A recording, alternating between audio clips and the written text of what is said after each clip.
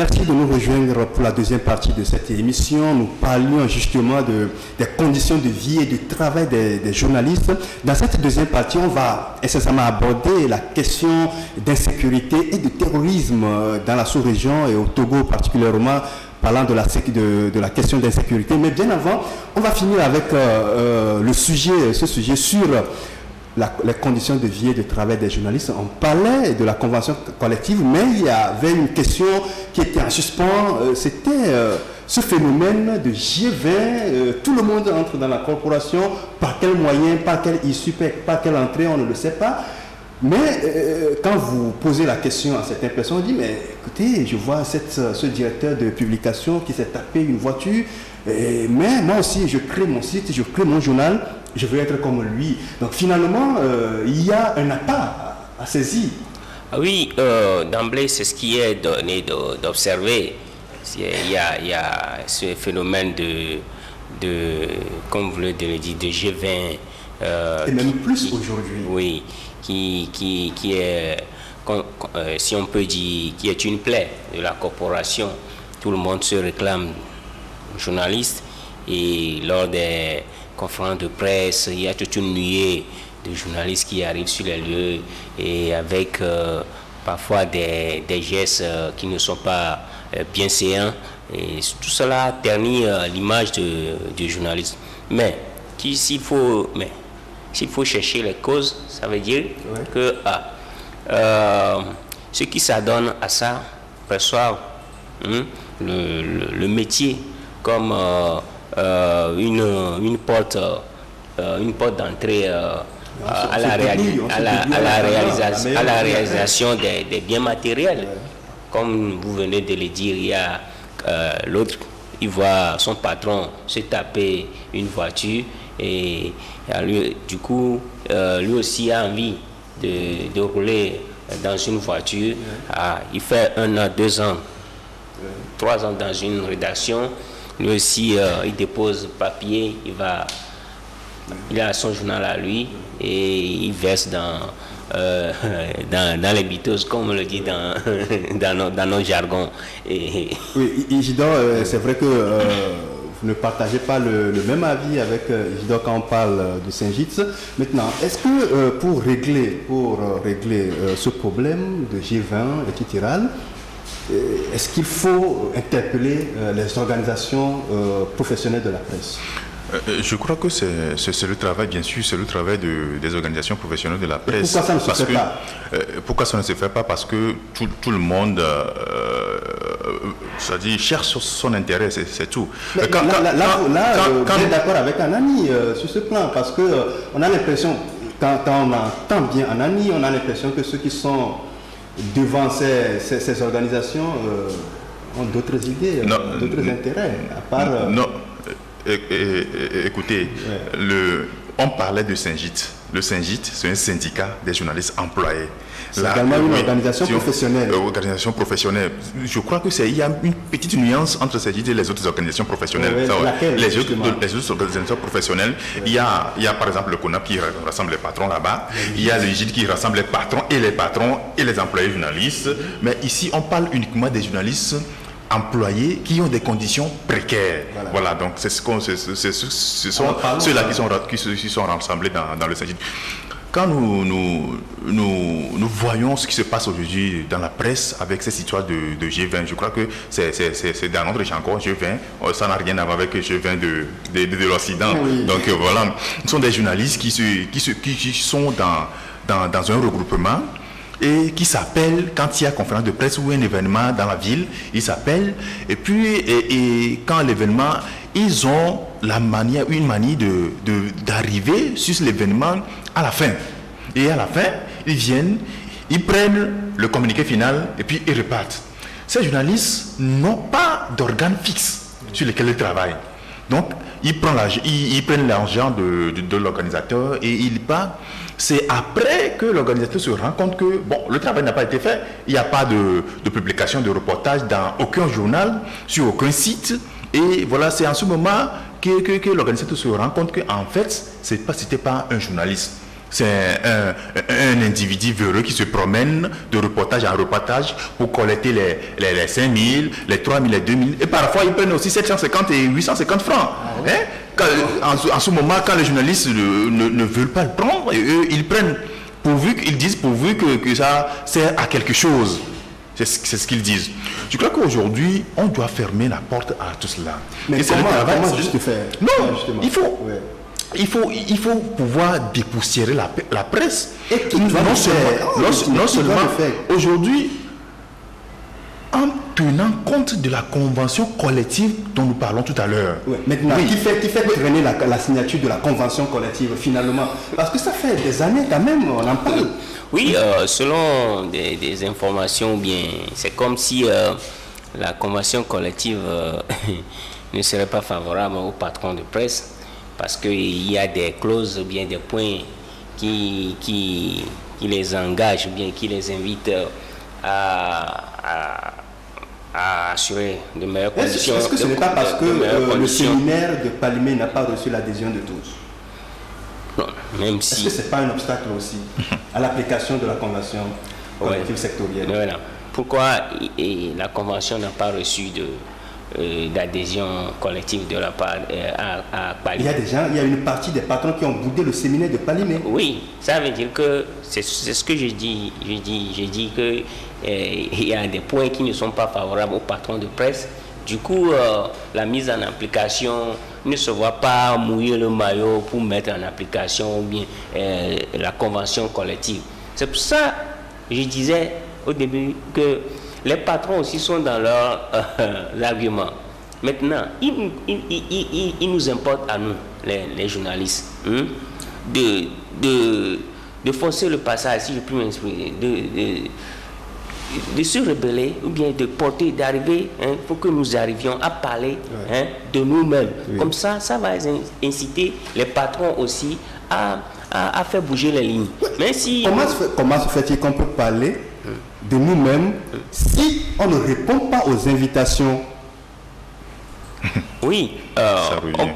On va parler comment? Oui, très belle question. On va parler de nous-mêmes. Et bon, le problème ne réside pas dans le fait de porter haut notre corps. Le problème, à mon sens, dans l'image même du syndic. C'est l'image du syndic qui est écornée. Ce qui fait que les gens ne se voient pas grouiller pour aller aux réunions. Maintenant, si on va arriver à cela, si au sortir du congrès, du prochain congrès, et le syndic arrive à poser des actes qui sont convaincants, les membres se disent, ah tiens, il y a un nouveau vent qui souffle au syndic, maintenant on peut voir, les lignes vont bouger, nos conditions de vie et de travail vont s'améliorer. Oui. Voilà. Donc, pour repréciser le fond de ma pensée, va falloir que le syndic travaille son image auprès de ses membres. C'est tout le problème. Il faut que le syndic travaille son image. Je crois que Anani est revenu encore sur ce débat. Vous savez qu'aujourd'hui, on cherche des candidats, des gens pour se déclarer candidats à ce congrès, mais on ne trouve pas. Les gens ne se prononcent pas. Oui, les gens ne se prononcent pas. Mais pourquoi? On veut maintenant refaire le bureau. C'est-à-dire doter le syndic d'un nouveau bureau. Mais les membres refusent de se prononcer. Comment est-ce qu'on peut aller à ce congrès? Comment on peut comprendre qu'un membre qui n'a pas honoré ses engagements veut payer cotisation, on l'empêche de payer? À quoi ça arrive? Mais comment il y a un membre qui veut payer. Sortez cette information à d'où quand même? Non. On veut payer son adhésion et le bureau refuse? Allez-y. Est-ce que c'est possible? Demandez au bureau. Moi, je préfère taire le nom du confrère. Il a appelé le secrétaire général ou bien le trésorier. Il a dit, tiens, trésorier, je voudrais honorer mon engagement, je veux payer la cotisation. Il a mélangé, attends d'abord, on va l'ordre. À quoi est-ce que si je veux payer ma cotisation, on doit encore me faire... Anani, tu sais, Et vous savez que je n'ai pas encore payé ma cotisation de ces 3 derniers mois et on me réclame cela. Mais comment est-ce qu'en même temps qu'on réclame des cotisations à certains, on refuse à certains d'aller payer leurs cotisations? Voilà, c'est ce qui... le syndicat a besoin de l'argent pour ce fonctionnement. C'est un paradoxe, ça. Non, c'est ce que vous dites. On va essayer on va essayer d'inviter le secrétaire général sur ce plateau et puis il va se défendre. Parlons justement de ces phénomènes de GV dont on parle. Quel rôle doit jouer l'OTM? Oui, l'OTM aujourd'hui, le tribunal des pairs des journalistes togolais a un grand rôle à jouer. Il ne s'agit pas seulement de réunir les journalistes pour publier des rapports sur la condition de la presse au Togo, de réunir les journalistes pour leur dire de faire bien leur travail, de respecter la déontologie de la presse et l'éthique, etc. Il faut savoir à un moment donné fermer les portes par lesquelles ces individus véreux entrent dans la presse togolaise aujourd'hui. Il faut mettre des garde-fous dans la presse. Aujourd'hui, quand quelqu'un n'a pas au moins le bac, ne peut pas faire la presse. Il ne peut pas faire le journalisme au Togo. Tout ça, c'est dans la convention collective, mais on ne le fait pas. Pour que cela soit appliqué, effectivement. Nous avons parlé tout à l'heure des assises de Palimé. Oui. Moi, je crois qu'au débat, dès la préparation, les préparatifs pour ces assises, le pas est déjà faussé. Parce qu'il y en a qui veulent être à la tête de ces assises, qui n'ont pas pu se voir propulser la tête. Et donc, ils ont gardé des gants contre ceux qui l'ont organisé. Donc, du coup, ils ont refusé de participer à ces assises. Là, c'est déjà pour ça. Le mal, la racine du mal. Voilà la scission. La presse est tellement divisée, même pour défendre son intérêt, on reste toujours divisé. On reste toujours divisé. Aujourd'hui, dans tous les pays, il y a ça. Il y a les mouvanciers, ceux qui les critiquent. L'intérêt commun. Même pour défendre les... Oui, c'est ça. C'est le paradoxe. Oui. Je disais ça tout à l'heure que les journalistes sont prêts à relayer les revendications des travailleurs de ceci ou de cela, mais de leurs propres conditions de travail, on ne les voit pas. On ne les voit pas. Donc, rapidement, on va finir sur ce sujet-là. La liberté d'expression, est-ce que c'est effectif au Togo aujourd'hui? Non. On n'emprisonne plus, on ne tue plus sur les journalistes. Mais le régime passe par d'autres manières pour... De quelle manière, par exemple? Par exemple, on ne sait pas pour quelle raison l'émission Tassi Presse est suspendue. Oui, ça revient. Peut-être que ça dépend d'une organisation interne. Il n'y a pas que ça. Et puis quand vous suivez certaines émissions interactives sur certaines radios, vous voyez que, ou bien vous entendez, vous voyez que celui qui anime l'émission fait tout pour ne pas se créer des problèmes. Parce qu'il y a un précédent. Le confrère, comment il s'appelle, de Légende FM qui a dû prendre ses jambes beaucoup, Félix Namtoubli. On l'a convoqué parce qu'on lui a dit qu'il orientait les questions, bien la réponse de son interlocuteur. Mais ça fait que beaucoup de journalistes aujourd'hui sur les médias, quand ils prennent des gants, c'est des méthodes du régime. C'est une méthode du régime. C'est vrai que ils n'emprisonnent plus les journalistes, mais ils passent par ces méthodes-là pour museler la presse. Mais est-ce que ce ne sont pas les journalistes qui s'autocensurent finalement? S'autocensurent, oui, on peut le dire ainsi. Moi aujourd'hui, quand je vois les rapports, les publications de certaines organisations internationales sur la liberté de presse au Togo, ça me fait sourire. Ça me fait sourire parce que aujourd'hui au Togo, la presse n'est pas libre.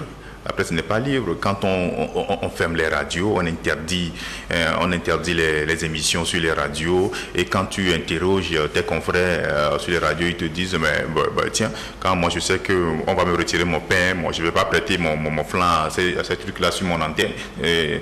Sur mon antenne. Donc, tu dois. Anani l'a dit tout à l'heure, le régime passe par d'autres méthodes pour museler la presse. Et tout le monde le sait, ces méthodes, on les connaît tous. Parfois, parmi ces méthodes, on cite la censure économique. Et oui, la censure économique.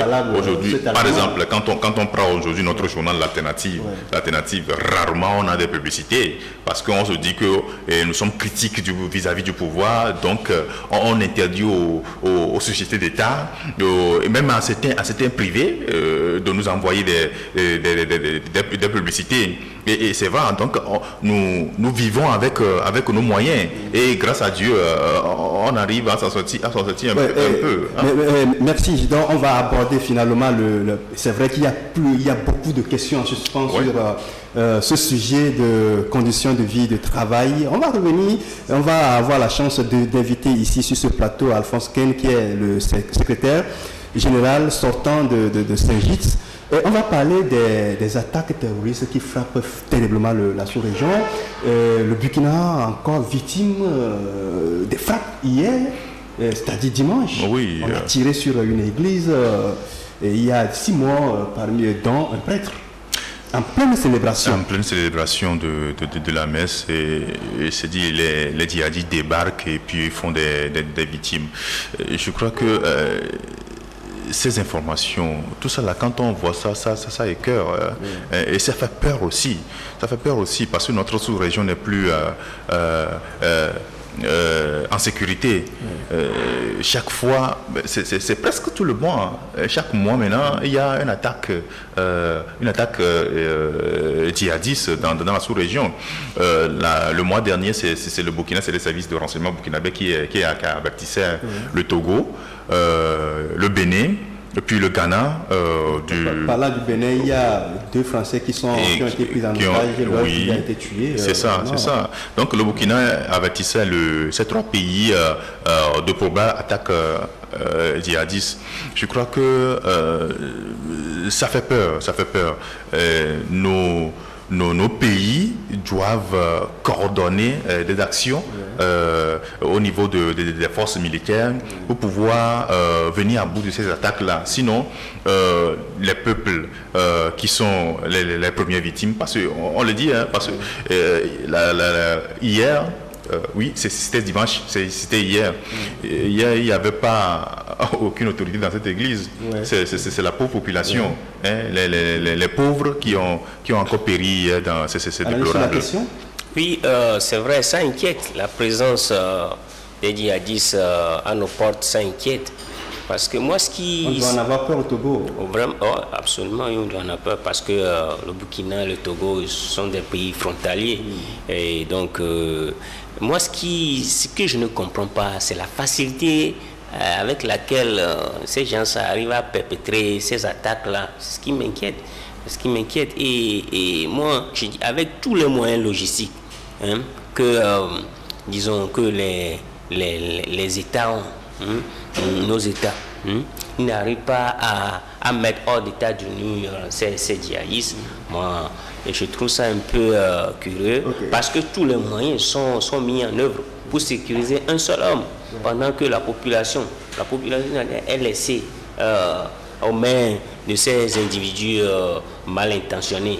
Et puis, cette attaque au Burkina est intervenue pendant quelques semaines après, quelques jours après de la visite de la présidence ou bien de la chancelière allemande dans ce pays-là.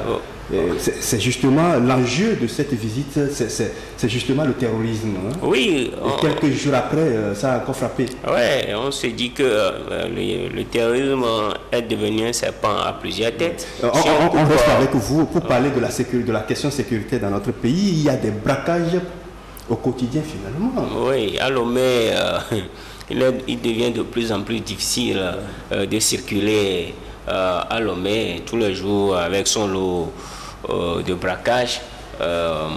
Voilà, je l'ai dit, on ne sait pas pourquoi toute une sécurité est mobilisée pour une seule personne, alors que le reste de la population est laissé à elle-même.